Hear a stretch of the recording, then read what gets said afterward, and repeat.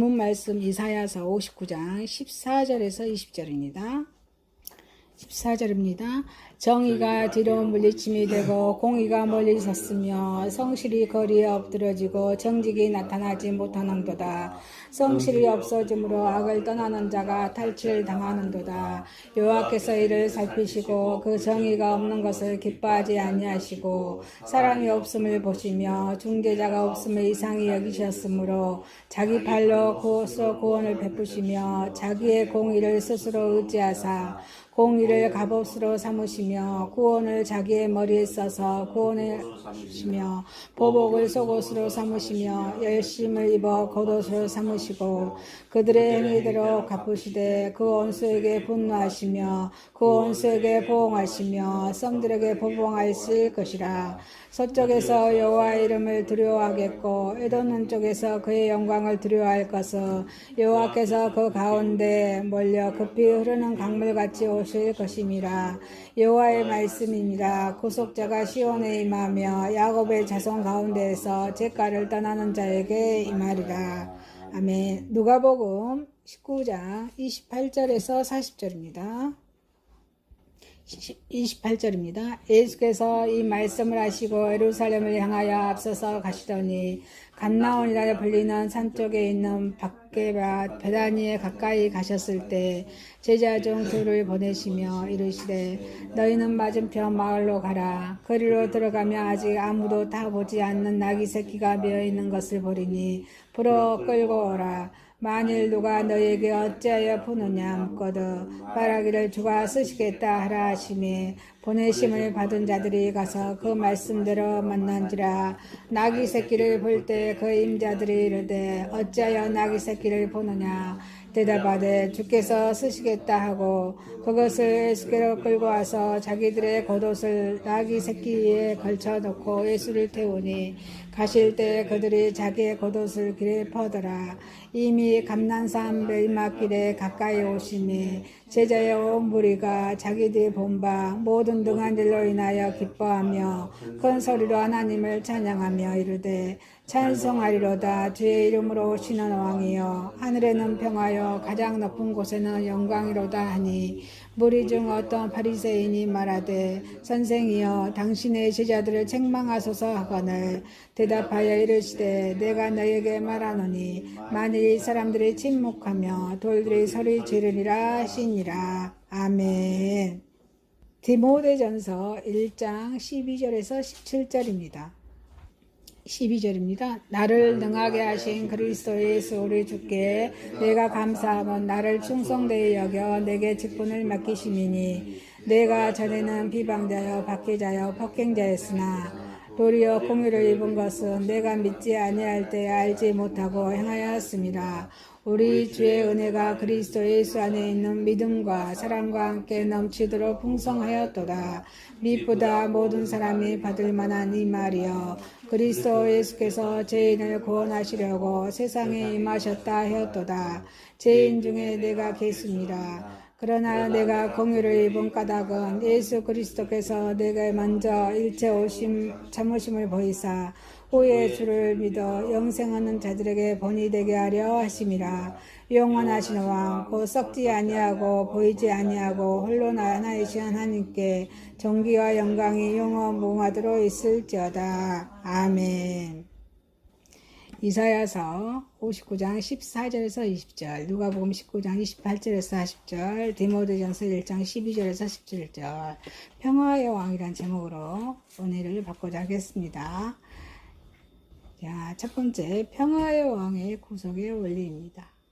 여기서 평화의 왕은 우리 예수님이시죠. 이 이사야서 본문에서 보편적인 모든 것을 둘러붙이거나 통하는 것이 보편적인 것이죠. 보편적인 제약의 만연으로 인해서 스스로의 개혁의 가능성마저 상실한 우리 이스라엘 백성들을 하나님께서는 자신의 능력으로 친히 구속하여 주시겠다고 하는 말씀입니다. 선민들이 바벨론에서 구원받게 되면 그들의 자격과 노력의 결과가 아니라 오직 하나님의 주권적인 사역과 능력에서 그런 기인된 것이라는 의미입니다. 인류의 구원은 오직 하나님의 선물이라는 그런 원리는 만고불변의 참된 진리요. 또 인간 자신의 행복과 소망이 기초가 될 것입니다. 이 평화의 왕의 구속의 원리입니다. 스스로 구속하시는 그런 이유입니다. 하나님께서 16절에 자기 팔로 구원을 스스로 구원을 말씀하십니다. 자기 팔로 스스로 구원을 베푸시고자 작정을 하셨습니다. 그래서 스스로 구원하시려는 이유는 공평과 성실의 말살 때문에 하나님께서는 그 이스라엘 유다 백성도 타락했다는 것을 말씀을 통해서 볼 수 있습니다. 15절에도 악을 떠나는 자가 탈취를, 그리고 14절에도 당할 정도 사회의 법과 기강과 질서가 무너졌다, 이렇게 말씀하십니다. 의와 진리가 말살되고 악이 보편적인 그런 진리와 가치관이 되는 것이 모든 사회와 국가의 말기적인 현상 중에 하나입니다. 그래서 15절에 하나님께서는 그 이유를 성실이 없어졌다, 이 말. 성실. 우리가 일하는 데 있어서도 성실이 빠져버리면 믿음이 안 가죠. 성실이 없어졌다, 15절에 말씀하십니다. 성실은 사회 구조의 기초입니다. 그렇죠? 모든 질서와 덕의 근간입니다. 사회 각 분야에 종사하는 이들에게 성실이 사라지고 눈앞의 이해만 급급하다면 사회학은 사라지지 않을 것입니다. 거기에는 불법과 방종, 분열, 분쟁들이 그치지 않을 것이라고 로마서 1장에 29절 32절에 말씀하고 계십니다. 그리고 우리가 예배를 드리는 우리 하나님의 자녀에게 가장 필요한 덕목은 로마서 12장 8절에 성실함이라고 말씀하고 있습니다. 성실하게 진리를 구하고 하나님을 섬기는 이들만이 자신의 부족함을 자각할 수 있습니다. 그래서 참다운 회개와 더불어 하나님께 진실로 돌아가는 거죠. 하나님께 돌아가는 기죠. 기하게 되는 것입니다. 1절에 2절에 참다운 회개, 그리고 진실로 하나님께 돌아가는 것입니다. 그리스도께서도 말세에는 이 성실과 공평이 없으므로 모든 불법에 성하여 사랑도 믿음도 찾아보기가 어렵게 될 것이라고 개탄합니다. 이게 마태복음 24장 12절에 말씀하십니다. 아직도 구원의 확신이 없는 이들은 성실함으로 하나님을 찾아야 합니다. 여호수아 24장 14절에 잠언 28장 10절에 성실함으로 하나님을 찾아야 합니다.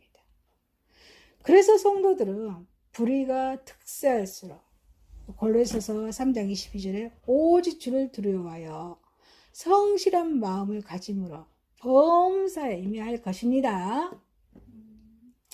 그리스도께서는 탄생부터 십자가의 그런 수모와 승천식과 오직 성실함으로 아버지의 명을 수행하셨기에 영원한 승리자가 되셨다고 이사야서 11장 5절, 빌립보서 2장 5절에서 11절에 말씀하고 계십니다. 잠언 28장 11절에도 18절에도 성실히 행하는 자는 구원을 얻을 것이나 사곡히 행하는 자는 곧 넘어지리라, 이렇게 말씀하십니다.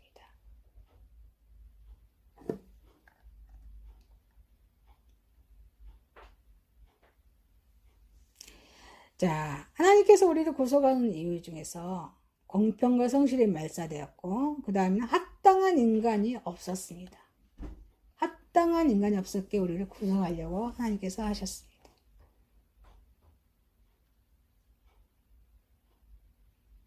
하나님께서는 친히 인생들을 구속하기로 작정하신 이유 중 하나가 마땅한 사람, 16절에 마땅한 사람이 없기 때문이라고 말씀하십니다. 그래서 16절에 중재자가 될 만한 사람이 없다는 것입니다. 종교인들도 타락했고, 이 당시에 이사야서에만 종교인들도 타락했다고 말씀하시죠. 지도자들도 가능성이 없었습니다. 전에는 성실한 믿음을 지닌 중재자들이 있으므로 계획을 단행했고 백성을 해계로 이끌어서 민족의 난국에서 구원받을 수 있었습니다. 그 구약에 보면 누구죠? 적장시대 아브라함도 있었죠. 또 광야시대에 모세도 있었습니다. 그리고 가나안 정착 후에 수많은 사사들이 또 있었죠. 또 왕정시대에 다윗과 솔로몬도 있었습니다.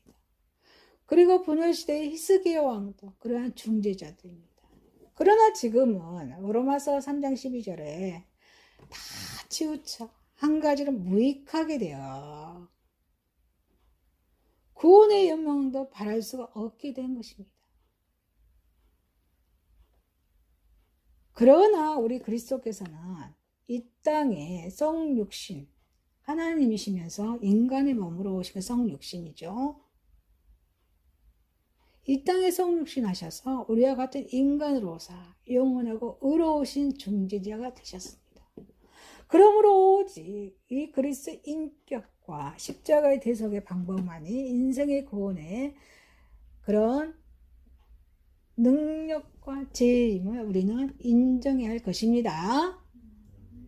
그리고 또 성도들은 자신이 현 시대에서 하나님과 인생 사이에서 하목과 사절, 신령한 제사장으로 임명된 것을 우리는 알아야 할 것입니다.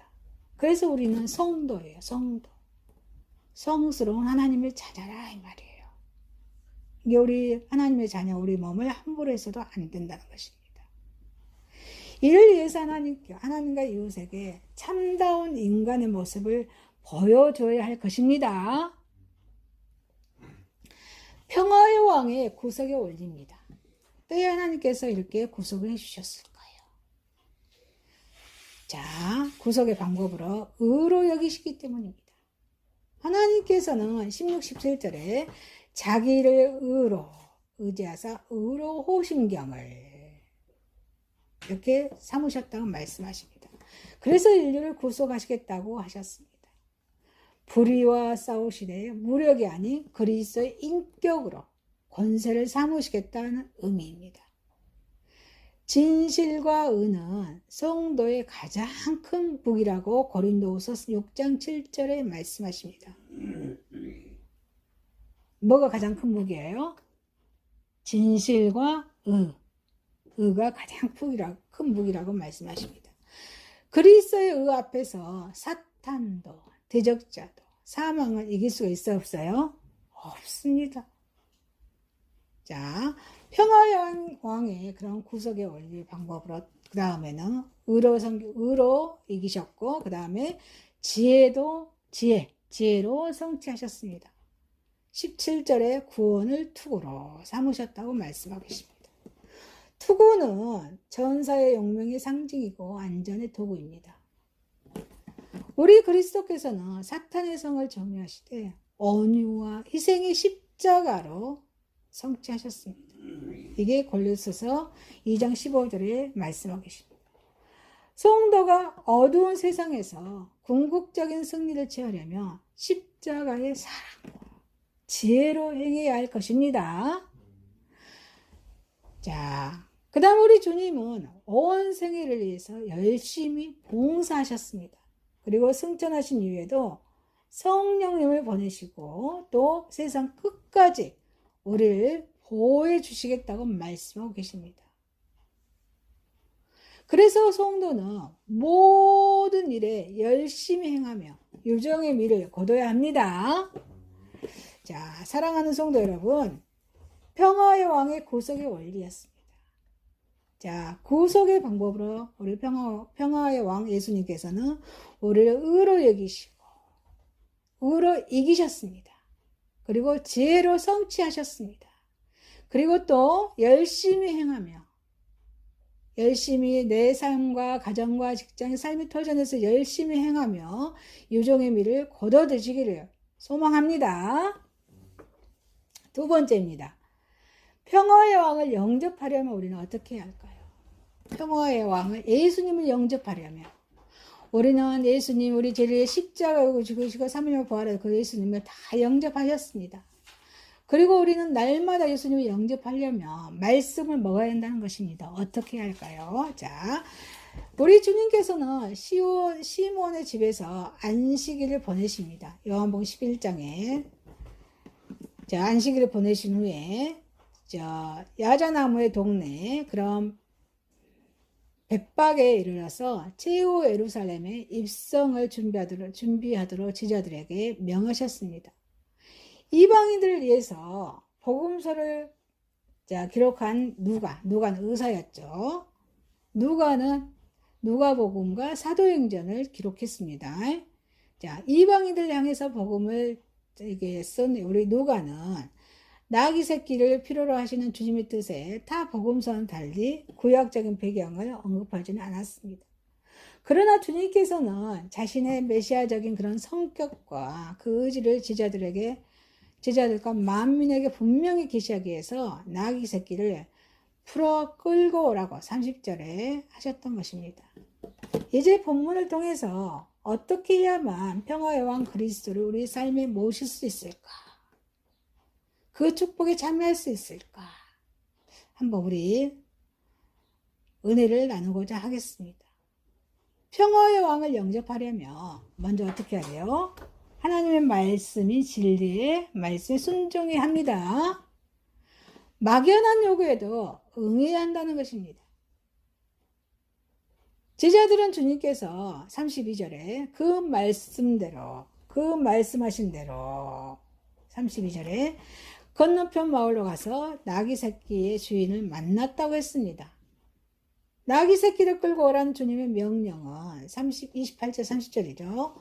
그 대상과 장소의 이유에 있어서 매우 막연한 요구였습니다. 그럼에도 제자들은 어떻습니까? 즉각 그 명령을 신뢰하고 순종했기에 아브라함처럼 이브리서 11장 8절에 이제 아브라함이 갈 바를 알지 못하고 아브라함이 순종했습니다. 아브라함처럼 나갔지만 제자들이 아브라함처럼 나갔지만 순종함으로 지시한 것을 만날 수 있었던 것입니다.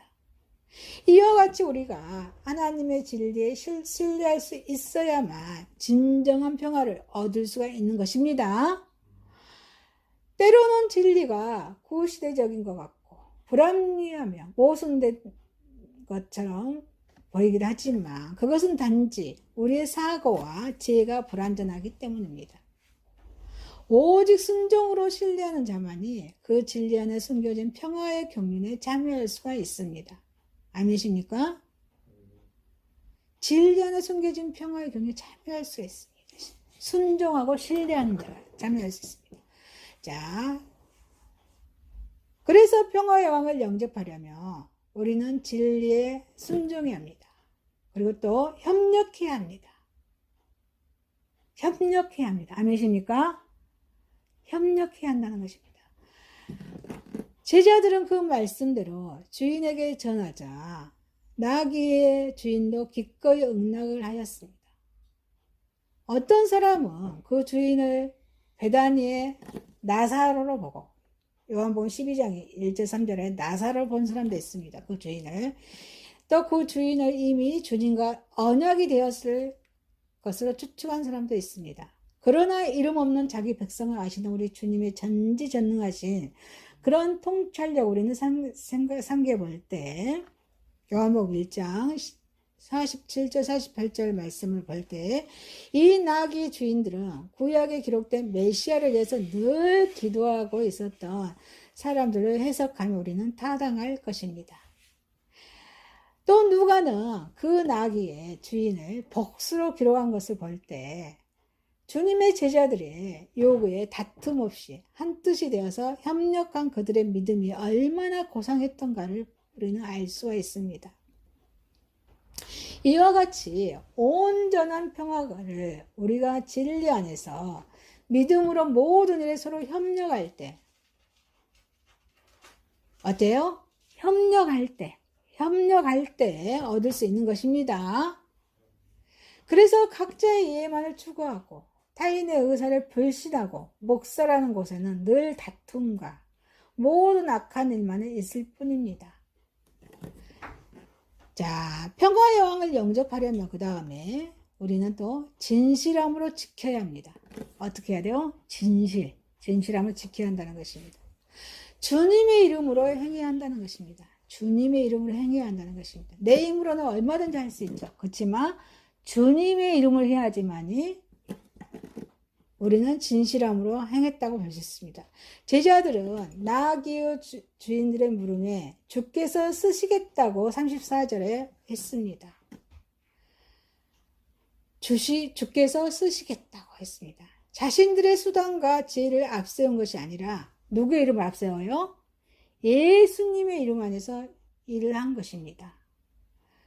그래서 골로새서 3장 17절에 성경은 말씀하십니다. 우리가 진리를 행하되 무엇을 하든지 말에나 교만과 우월감에서 빠져서 자신의 공동체 평화를 말에나 일에나 다 주 예수 이름으로 하고 그 이름을 힘입어라고 말씀하십니다.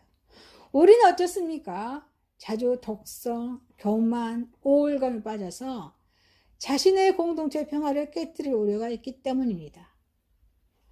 오직 맡겨진 사명을 순수히 순전히 감당하려면 내게 주어진 모든 재능과 여건과 권위가 예수 그리스도 이름으로 주어진 것이라는 청지기 의식의 범사에 우리는 적용시켜서 해 나가야 될 줄 믿습니다.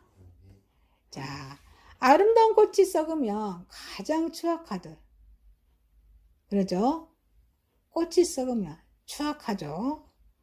하나님의 일에 인간들의 그런 엄한스러움이 끼어드는 것처럼 불쾌한 일도 없기 때문입니다.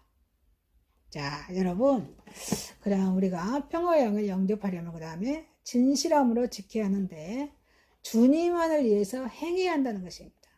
주님만을 위해서 행해야 한다는 것입니다. 제자들은 헌신된 나귀를 그 즉시 35절에 예수님께로 끌고 왔다고 했습니다. 그들은 그 나귀를 미리 타보거나 나귀 주인에게 다른 어떤 것을 요구하지도 않았습니다. 우리가 평화를 유지하려면 현재 속해 있는 공동체에서 서로가 진실함으로 행해야 한다는 것입니다. 알겠습니까? 하나님과 이웃을 기만하는 곳에는 평화가 유지될 수 없다고 에베소서 4장 25절에 말씀하십니다. 성도에게 필요한 무기는 총과 칼이 아닙니다. 바로 진실함이라는 것에 명심해야 할 것입니다. 그 다음에 또 평화의 왕을 영접하려면 헌신에는 축복이 따릅니다. 우리가 헌신했을 때, 순종했을 때, 헌신했을 때 축복이 따릅니다. 제자들은 자기들의 겉옷을 나귀 새끼에 걸쳐놓고 36절에 걸쳐놓습니다. 그리고 태우고 갔다고 했습니다. 자, 이와 같이 모든 것을 제자들이 자기들의 겉옷을 나귀 새끼 위에 걸쳐놓고 예수님 태우고 갔다고 이렇게 말씀한 것처럼 모든 것을 주님 위에 헌신하는 자들은 지금 살고 있는 세상에서나 주님께서 재림하는 날에 말할 수 없는 평강과 정기로 영화로움을 보상을 받게 될 것입니다. 이것이 주님의 약속입니다. 자, 그러기 위해서는 우리는 의무감을 가지고 헌신해야 한다는 것입니다. 힘없고 비천한 나귀 새끼도 예루살렘에 입성해 사명을 감당했습니다. 감사함으로 헌신해야 합니다. 감사함으로. 제자들은 자발적으로 옷을 벗었습니다. 앞에 있는 영광과 평화의 나라에 참여할 것을 바라보고 행한 넘치는 감사의 행위였습니다. 우리에게는 더 확실한 약속과 보장이 주어졌습니다. 우리의 몸을 하나님이 기뻐하시는 거룩한 산 제사를 드리라. 로마서 12장 1절에 말씀하고 계십니다.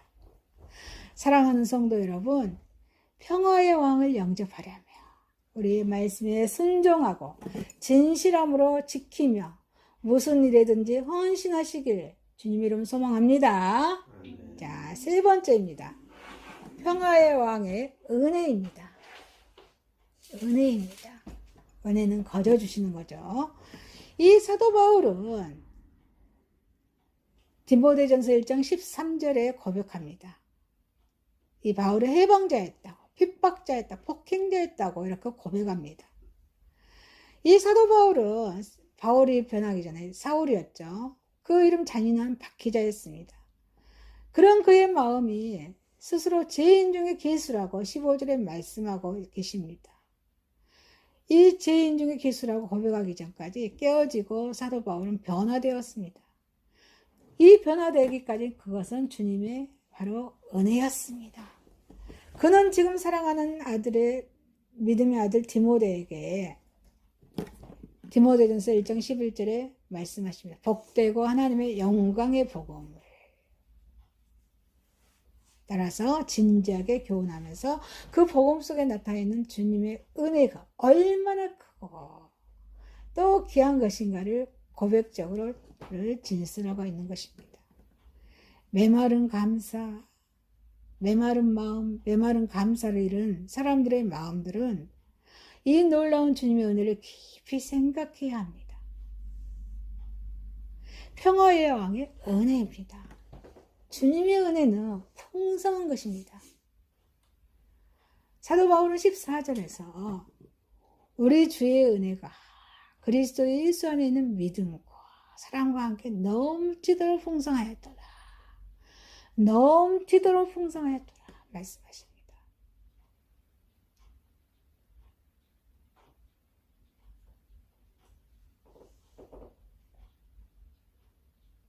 여기에서 은혜의 이디함이 발견됩니다. 자, 평화의 왕은 은혜인데 주님의 은혜는 풍성한 것입니다. 믿음을 갖게 했다는 것입니다. 믿음을. 바울은 에베소서 2장 8절에 너희가 이 그 은혜를 인하여 믿음으로 말미암아 구원을 얻었나니 이것이 너희에게서 난 것이 아니요 하나님의 뭐다? 선물이다. 하나님의 선물이라고 말씀하십니다. 허물과 죄로 인하여 죽었던 우리가 예수 그리스도 믿음으로 살아난 것은 하나님의 은혜였습니다. 우리는 이런 구원에 이르는 믿음을 선물로 받은 것입니다. 참된 믿음이 무엇인지 알지 못하고 불신앙의 개수노를 할 때 은혜로 인해 믿음의 소망을 갖게 된 것입니다. 자, 그 다음에 사랑을 뿜게 하였다고 말씀하십니다. 사랑을 뿜게 하였다. 에베소서 2장 4절에 공의에 풍성하신 하나님이 우리를 사랑하신 그 큰 사랑을 인하여 허물로 죽은 우리를 그리스도와 함께 살리셨다고 말씀하십니다. 사도 바울은 이렇게 은혜로 주신 하나님의 사랑을 받음으로써 이 교회에 대한 그 잔인성과 미움의 성품이 사랑으로 대치되는 체험을 하게 되었습니다. 주님의 은혜는 사람의 가슴에 사랑을 갖게 합니다. 바울처럼 잔인한 핍박자가 사랑의 사람으로 변할 수 있었던 것은 오직 놀라운 주님의 은혜를 받은 까닭입니다. 바울처럼 잔인한 핍박자가 사랑의 사람으로 변할 수 있었던 것은 어때요? 주님의 그런 놀라운 은혜를 받은 까닭입니다. 평화의 왕의 은혜입니다. 주님의 은혜는 풍성한 것입니다. 그 다음에 무한한 용서를 베푸셨습니다.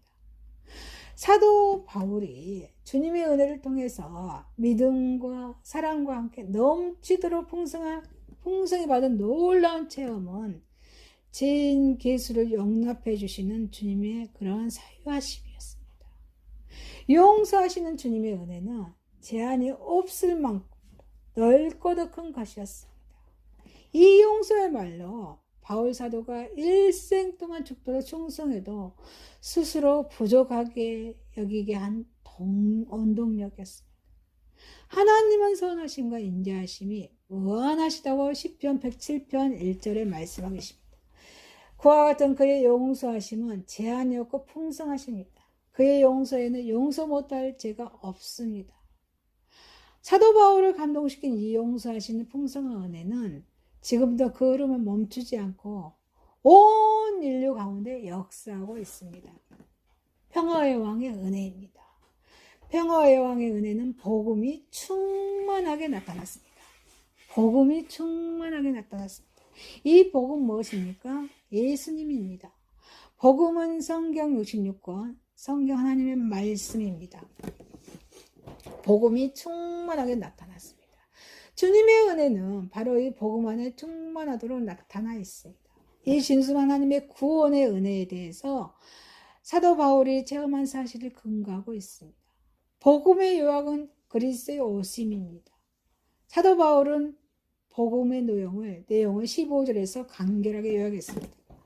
자, 그리스도께서 우리 죄인들을 구하시려고 세상에 임하셨다. 이것이 기쁜 소식입니다. 바로 이것이 복음입니다. 구세주가 되시는 우리 예수님께서 이 세상에 오셨다는 것입니다.